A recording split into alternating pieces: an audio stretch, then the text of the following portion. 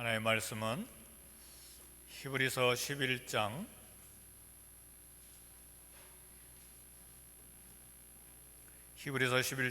8절에서 10절까지 세 절입니다. 히브리서 11장 8절에서 10절까지 제가 봉독해 드리겠습니다. 믿음으로 아브라함은 부르심을 받았을 때에 순종하여 장래 유업으로 받을 땅에 나아갈새 갈 바를 알지 못하고 나아갔으며, 믿음으로 그가 이방의 땅에 있는 것 같이 약속의 땅에 거류하여 동일한 약속을 유업으로 함께 받은 이삭 및 야곱과 더불어 장막에 거하였으니, 이는 그가 하나님이 계획하시고 지으실 터가 있는 성을 바랐음이라. 아멘.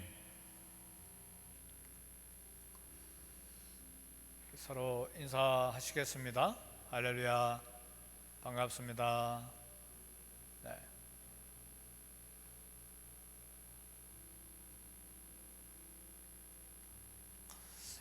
미국인들은 역대 대통령 가운데 국가를 설립한, 미국을 독립시킨 조지 워싱턴을 나라의 아버지로 생각하고 존경하고 사랑합니다. 물론 아브라함 링컨도 사랑받는, 존경받는 대통령 중에 한 사람이죠. 근데 유대인들에게 유태인 중에서 가장 존경하고 사랑하는 사람을 이야기하라 하면 두 사람을 이야기하는데, 한 사람은 자기들의 민족의 시작인 아브라함을 이야기하고, 그 다음에 왕 중에 한 사람인 다윗을 이야기합니다. 그 중에 아브라함은 히브리인의 시작입니다. 한 가족이 이제 히브리인의 민족의 시작이었기 때문에, 그리고 특별히 아브라함은 믿음의 조상으로서 유태인들이 존경하고 사랑합니다. 성경에서 관심 갖는 아브라함의 믿음의 특징이 있는데, 다 같은 믿음이 아니고 믿음마다 이렇게 특징들이 있는데, 아브라함의 믿음은 특별히 순종하는 믿음입니다. 하나님께서 아브라함에게 살던 동네에서 떠나라 그렇게 말씀하셨을 때 아브라함은 순종했습니다. 그것을 오늘 히브리서 11장에서는 믿음으로 아브라함이 순종하여 그렇게 이야기를 했습니다. 순종해서 살아왔던 동네를 떠났습니다. 우리 그리스도인들의 오해가 하나 있는데, 마음으로 생각으로 동의하면 그것을 믿음으로 생각하는데, 그러나 성경은 믿음 있는 사람은 반드시 순종한다는 것을 보여줍니다. 그래서 하나님 앞에서 순종합니까? 말씀 앞에 순종합니까? 그러면 믿음이 있는 사람이에요. 근데 하나님을 믿는다, 예수님을 믿는다 하면서, 하나님을 사랑한다 하면서 말씀 앞에서 순종이 안 됩니까? 그럼 아직 믿음이 연약하거나 없거나 그런 상태입니다. 오늘 히브리서 본문 11장 8절에 보니까 믿음으로 아브라함은 부르심을 받았을 때에 순종하여 그랬습니다. 그러니까 믿음으로 순종했다 그랬습니다. 장래 유업으로 받을 땅에 나아갈새 갈 바를 알지 못하고 나아갔으며, 어디로 가는지 알지 못했지만 순종해서 떠났다, 그 말입니다. 하나님께서 아브라함에게 갈 생각이 있느냐 그렇게 물어보신 것이 아니고, 가라 그랬을 때, 그렇게 명령했을 때 하나님의 부르심에 대해서 아브라함의 반응은 즉각적인 순종이었습니다. 가장 믿음이 좋은 사람은 즉각적으로 하나님 말씀 앞에 순종하는 사람입니다. 창세기 12장 1절에 보니까 여호와께서 아브라함에게 이르시되 너는 너의 고향과 친척과 아비의 집을 떠나 내가 네게 보여줄 땅으로 가라. 태어난 고향과 집을 포기하고 정든 사람들을 떠나라고 하는 명령이었습니다. 이때 아브라함의 나이는 어디를 가도 괜찮은, 모험을 해도 될 젊은 20대 30대가 아니었습니다. 이때 아브라함의 나이는 다른 나라로 여행이, 이민 가기가 부담스러운 70대 나이였습니다. 그러나 아브라함은 이 부르심에 조건 없이, 주저없이 순종한 것입니다. 그래서 창세기 12장 4절에 보니까 이 아브라함이 여호와의 말씀을 따라갔고 그랬습니다. 아브라함은 어떻게 하나님의 부르심에 적극적으로 순종할 수 있었습니까? 이것이 아브라함의 믿음이었어요. 적극적으로 순종한 것은 아브라함의 믿음이었고, 그 믿음은 순종하는 믿음이었습니다. 하나님을 신뢰하는 믿음에는 순종하는 힘이 있어요. 그리고 행동하는, 실천하는 그런 힘이 있습니다. 아브라함은 장소에 대한 애착을 가질 수가 있습니다. 70년 동안 살았던 마을, 동네, 그리고 재산, 소유 애착이 있었어요. 그리고 친구들, 친척들, 관계 애착이 있었어요. 그런 집착했던 것을 내려놓고 하나님의 부르심에 순종해서 고향과 친척과 아비집을 떠나는데, 이 떠나는 게 대단히 위험하지요. 요즘에는 여권이 있어서 권리를 보장받잖아요. 근데 그때는 마음 놓고 죽이잖아요. 아브라함에게 두려움이 있었어요. 내 아내가 예쁜데 다른 나라에 가면 나를 죽이고 아내를 빼앗아 가면은 어떨까, 그런 무서움이 아브라함의 마음속에 있었어요. 실제로 다른 나라에 가서 2번씩이나 자기 아내를 아내라고 이야기하지 않고 내 누이 동생입니다, 그렇게 이야기하잖아요. 자기 목숨 살리기 위해서. 굉장히 두려움이 있었어요. 언어도 모르는데 다른 나라에 가서 말도 못하는데 어떻게 가야 될까? 변명해야 될 수많은 그런 환경이었는데, 아브라함은 하나님이 자기 인생길을 인도하신다고 믿었어요. 오늘 또 순종하는 사람들, 순종의 믿음 있는 사람들은 하나님의 인도하심을 믿습니다. 그래서 순종하는 것입니다. 아브라함은 하나님의 말씀에 자기의 미래를 맡기는 믿음이 있었어요. 순종하는 믿음을 가진 사람들은 미래를 하나님에 맡기고 자기를 내려놓는 모험을 할 수가 있어요. 행동하는 믿음에, 그 믿음에는 하나님에 대한 사랑, 하나님의 사랑을 신뢰하고 인생길을 인도하시는 하나님을 신뢰하고 자기 미래를 맡기는, 그리고 안심하고 하나님의 손에, 그 사랑의 손에 맡기는 그런 믿음이 있습니다. 그래서 순종하는 것입니다. 말씀을 들을 때에 불순종 장소에서 떠나라는 양심의 소리를 우리도 듣습니다. 그 자리에 있으면 안 돼, 떠나라. 우리도 여러 장소들이 있잖아요. 근데 거기에 가면 안 돼, 그 장소는 떠나야 돼. 그런 양심의 소리를 들을 때 누가 믿음의 사람인가? 순종해서 떠나는 사람이죠. 적극적으로 용서해라. 미워하고 불평하고 원수가 뽑고 싶은 그런 원망의 마음이 있는 장소에서 떠나라. 그럴 때 용서하고 사랑하기 위해서 미움의 장소에서 떠나 행동하라는 음성을 우리도 듣습니다. 뿐만 아니라 하나님께서 일꾼으로, 심부름꾼으로 사명의 자리로 부르실 때에 순종해서 부르심의 장소로 떠나는 그런 사람이 순종하는 사람이요, 믿음의 사람이에요. 와서 주님 섬겨라. 봉사로 섬기든 기도로 섬기든 몸으로 섬기든 물질로 섬기든 와서 섬겨라. 믿음으로 그런 하나님의 음성을 듣고 행동하는 사람이 믿음의 사람입니다.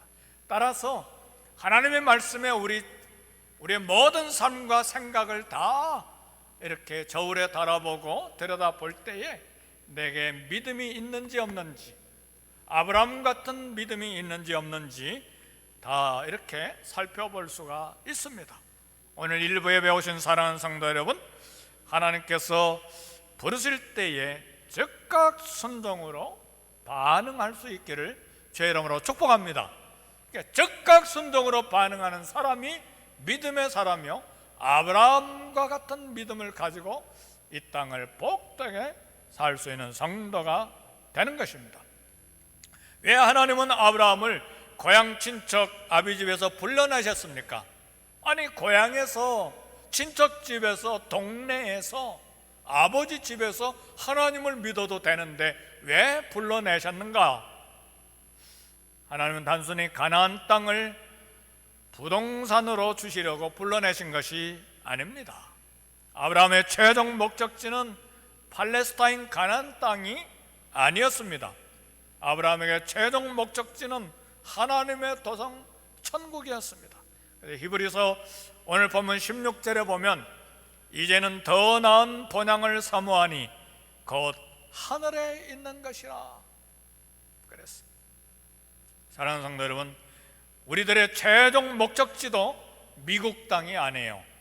여기서 잘 살고 부자로 살고 건강하게 살고 오래 살고 뭔가 성취하고 내가 원하는 일을 다 하고, 그게 우리의 최종 목적지가 아닙니다. 우리들의 최종 목적지는 하늘나라의 도성, 천국, 하늘나라임을 알아야 됩니다. 하나님께서 아브라함을 고향에서 불러내신 직접적인 이유가 있어요. 여호수아서 24장 2절에 보니까 옛적에 너희 조상들 곧 아브라함의 아비 나홀의 아비 데라가 강 저쪽에 거주하여 다른 신들을 섬겼으나 내가 너희의 조상 아브라함을 강 저쪽에서 이끌어내어. 그러니까 아브라함에게 두 형제가 더 있었어요. 나홀과 하란인데 아버지가 데라예요. 그러니까 유프라테스 티그리스 강 저쪽 너머에 갈대아 우르에 아브라함이 살고 있었을 때에 데라 아버지가 다른 신을 섬기고 있었어요. 학자들의 말은 이 하늘에 떠 있는 달을 하나님으로 섬기고 있었어요. 그러니까 아브라함은 70평생 동안 아버지가 섬기는 달신을, 우상신을 섬기고 있었어요. 우상을 섬기는 가정이었죠. 그러니까 아브라함은 자랑할 만한 가문이 아니에요. 이방 귀신에 찌든 가정 출신이었어요. 창세기 12장 1절에 하나님께서 아브라함을 여기에서 구원해내기 위해서 불러내신 것입니다. 하나님은 데라의 세 아들 아브라함과 나홀과 하란 중에서 세 아들을 다 불러낸 것이 아니고 아브라함만 불러내셨어요. 잘 들으셔야 돼요, 사랑하는 성도 여러분. 데라의 아들 세 아들을 다 불러내신 것이 아니라 세 아들 중에서 아브라함만 불러내셨어요. 하나님은 아브라함의 두 아들 이스마엘과 이삭 중에서 이삭만을 불러내셨어요. 하나님은 이삭의 두 아들 에서와 야곱 중에서 야곱만을 불러내셨어요. 사랑하는 성도 여러분, 하나님 우리를 부르실 때 즉각 순종해야 되는 것은 거대한 특권이기 때문에 그래요. 믿으십니까? 아무나 부르시는 게 아니에요. 복 주시기 위해서 불러내신 거예요. 근데 우리는 거기를 떠나고 거기를 내려놓고 양보하고 희생하면 내 인생이 망하는 줄 알고 그거 붙잡고 떠나지 아니하라고 하는데, 복 주시기 위해서 불러내실 때에 즉각 순종하는 것이 이 땅을 사는 성공적인 방법이요, 하나님 나라에 들어가는 방법입니다. 로마서 8장 28절에도 하나님을 사랑하는 자 곧 그 뜻대로 부르심을 입은 자들에게는 그랬습니다. 하나님의 뜻대로 부르심을 입은 자가 있다, 그 말이에요. 요한복음 5장 22절에도 죽은 자들이 하나님의 아들의 음성을 들을 때가 오나니 곧 이때라 듣는 자는 살아나리라 모두 다 음성을 듣는 게 아니에요. 듣는 자가 살아나리라. 음성을 듣고 순종하는 자가 살아나리라.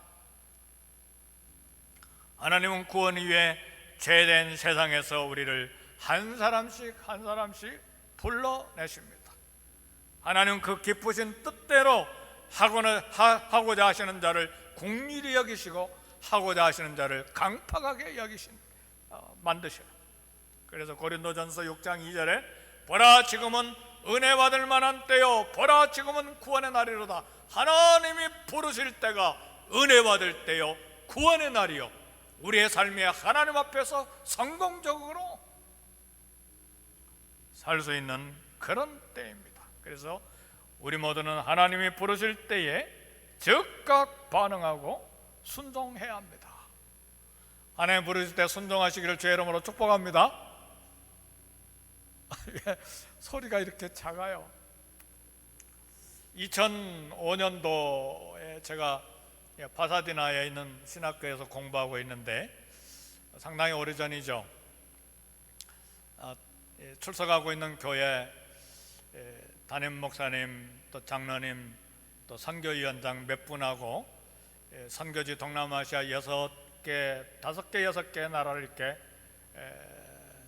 이제 순방하는데, 왜냐하면 그 교회가 단기 선교를 대여섯 군데 퍼져나갔기 때문에 다 거길 단기 선교하고 있는 곳을 가기 위해서, 다 들여다보기 위해서 이제 가는 거예요. 저도 이제 비행기표를 다 사줘서 가는데, LA 공항에 렉스에 탑승실이 있잖아요. 다 이미그레이션 다 통과하고 이제 뭐 A, B, C 나눠서 이렇게 비행기로 안으로 들어가잖아요. 근데 제일 먼저 조금 있다 제 이름을 부르는 거예요. 아니, 탑승 직원이 사람 이름은 안 부르잖아요. 다 뭐 A 등급에 있는 사람 가서 B, C 이렇게 가라고 제 이름을 불러서 벌떡 일어나서 네 하고 이제 갔죠. 그래서 따라서 갔더니 1등실인지 비즈니스석인지 잘 모르겠어요.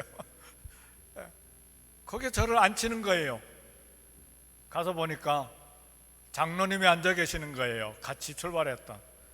자기가 1등실에 타고 있으니까 선교사가 선교제 가는데 이게 일반 보통석에 앉히기가 그랬는지, 아니면 고생하고 수고했으니까 1등석 한번 타고 가세요 하고 불렀는지 무슨 일인지 모르지만 저를 그 자리에 앉히는 거예요. 난생 처음으로 1등석에 한번 앉아서 동남아까지 갔는데 대접이 닳더라고요. 숟가락, 나이프 뭐 전부 다 은으로 돼 있어. 그릇까지 은으로 다 돼 있고, 음식은 뭐 굉장히 퀄리티가 높은. 제 이름을 부를 때에 왜 내 이름을 불러? 내가 내 자리 내가 가서 앉을 텐데. 그리고 가만히 앉아 있었더라면 어떨 뻔했어요. 사랑하는 성도 여러분, 하나님이 우리를 부르실 때 왜 즉각 순종해야 되는가? 비행기 잠깐 몇 시간 타는 1등석이 문제가 아니에요.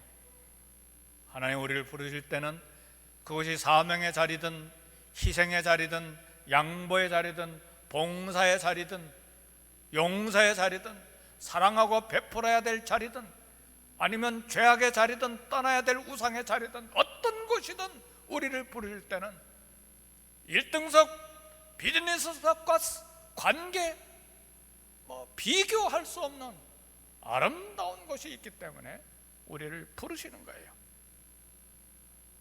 빌립보서 3장 20절 뭐라고 이야기합니까? 우리의 시민권은 하늘에 있는지라 거기로부터 구원하는 자 곧 주 예수 그리스도를 기다리노니. 우리의 시민권은 이 세상 이 땅에 있지 않고 하늘에 있습니다. 사랑하는 성도 여러분, 저와 여러분의 시민권이 미국에 있지 않고 하늘에 있는 걸 믿으십니까? 아멘, 할렐루야. 우리 시민권은 하늘나라 시민권이에요. 고린도후서 5장 17절 그런즉 누구든지 그리스도 안에 있으면 새로운 피조물이라 이전 것은 지나갔으니 보라 새 것이 되었도다.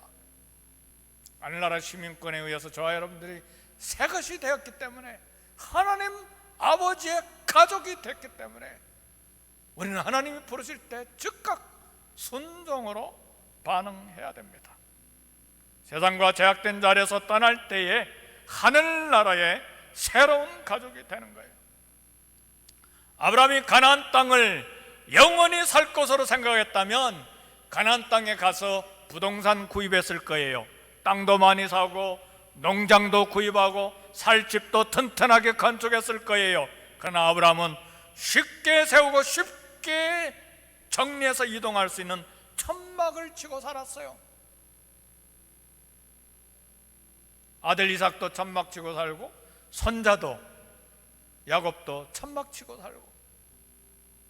왜? 하늘에 있는 집, 하늘의 도성을 영원한 거처로 생각했기 때문입니다. 오늘 천국을 소망하는 그리스도인은 땅의 것이 아닌 하늘 것을 찾고 구해야 합니다. 이 땅 너무 부러워하지 마세요. 가끔은 행쿠팍을 지나갈 때 여기 집 좋은데 여기서 살면 좋겠다. 너무 부러워하지 마세요. 우리의 집은 하늘에 있습니다. 아브라함은 부르심을 받고 나아갈 때에 어디로 가야 되는지 전혀 몰랐습니다. 아브라함의 여행은 준비가 없었고 너무 미련한 여행처럼 보였어요. 그러나 믿음은 순종이라는 모험을 가능하게 합니다. 모험이라고 하는 건 정확하게 계산된 거 아니에요. 내 생각과 내 계획과 내 이성과 정보에 딱 들어맞는 게 아니에요. 모험은 그냥 용감하게 길을 떠나는 거예요. 믿음은 순종이라고 하는 모험을 가능하게 합니다. 아브라함은 하나님이 말씀하셨다는 한 가지 사실 때문에 모험한 거예요. 가나안 땅이 어딘지 아직 땅 이름도 이야기하지 아니하시고, 동으로 가야 될지 서쪽으로 가야 될지 남쪽으로 가야 될지 북쪽으로 가야 될지 전혀 모르는 상황인데, 언어도 준비가 안 됐고 아내를 보호할 군사적인 힘도 없고 아무것도 없잖아요. 그러니까 떠나는 것 자체가 모험이에요.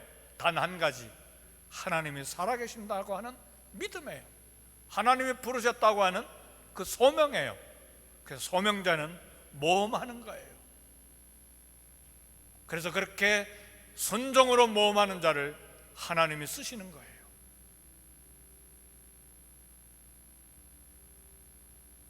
사랑하는 성도 여러분, 순종은 대부분의 믿음의 사람들의 행동의 특징이고 삶의 특징입니다. 머리로 계산되고 이성으로 판단되고 동의하고 그것을 의지하는 것은 믿음이 아니죠. 그건 정보예요. 인포메이션을 내가 갖고 있는 것이지 믿음이 아닙니다. 제가 가지고 있는 티셔츠가 하나 있는데, 검은 티셔츠인데 거기에 영어로 여기 목에서부터 배까지 큰 글자로 쓰여진 영어가 하나 있어요. We walk by faith, not by sight. 2부에 뵀다는 그거 한번 셔츠를 설교할 때 보여드릴 생각을 하고 있어요. 우리는 걸어가되 보이는 것으로 걸어가는 것이 아니고 믿음으로 걸어간다. 그 셔츠를 입고 여기 실버레이크 이렇게 걸어가면 미국 사람들이 그걸 보고 I agree, 그런 사람이 있어요. 우리는 보이는 것에 의해서 걸어가는 것이 아니라 믿음으로 인생길을 걸어가는 것입니다. 믿음은 보이지 않는 것을 보는 것처럼 확신하고 행동하는 모험이에요. 그래서 믿음은 바라는 것들의 실상이요 보이지 아니하는 것들의 증거라. 11장 1절의 말씀입니다. 히브리서 11장 8절은 이야기합니다. 아브라함은 순종하여 장래 유업으로 받을 땅에 나아갈새 갈 바를 알지 못하고 나아갔으며 이게 믿음이었다 그 말입니다. 아브라함이 갈 바를 알지 못하고 나간 것은 믿음의 순종이었습니다. 그래서 믿음과 순종은 뗄 수가 없어요. 믿음이 순종이고 순종이 믿음이 있는 증거예요. 하나님 우리에게 순종하는 믿음을 요구하십니다. 순종은 성경에서 생명처럼 소중하게 다루는 하나님의 관심사입니다. 사무엘 선지자는 순종이 제사보다 낫다 그랬어요. 오늘날로 말하면 순종이 예배보다 낫다 그 말이에요. 불순종하고 예배 드리는 것 하나님이 관심 없으시다는 말이에요. 성경의 첫 번째 책인 창세기는 무엇으로 시작이 되는가? 순종입니다.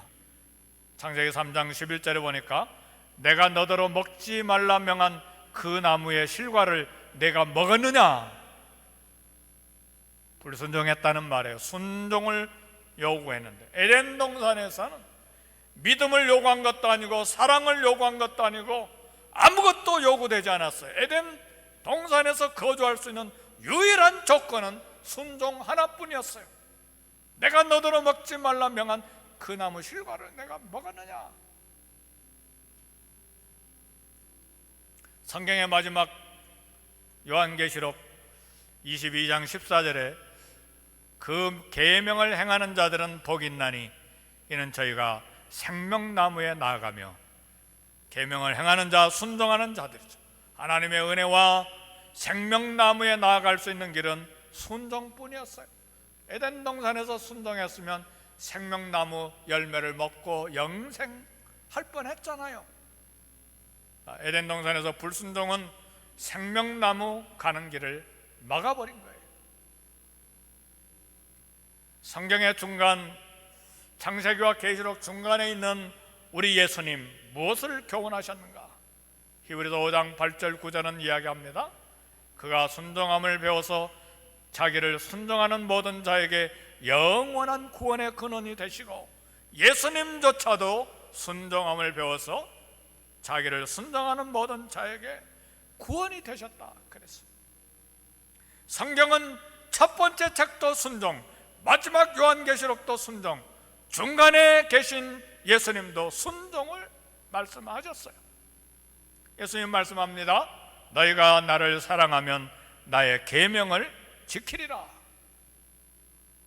나는 포도나무여 너희는 가지니 너희가 내 안에 내가 너희 안에 가면 이 사람 과실을 많이 맺나니. 그러니까 사랑으로 주님 안에 거하는 방법, 나의 계명을 지키리라. 포도나무 가지가 예수님 안에 거하는 방법은 계명에 순종하는 거예요. 말씀에 순종하는 거예요.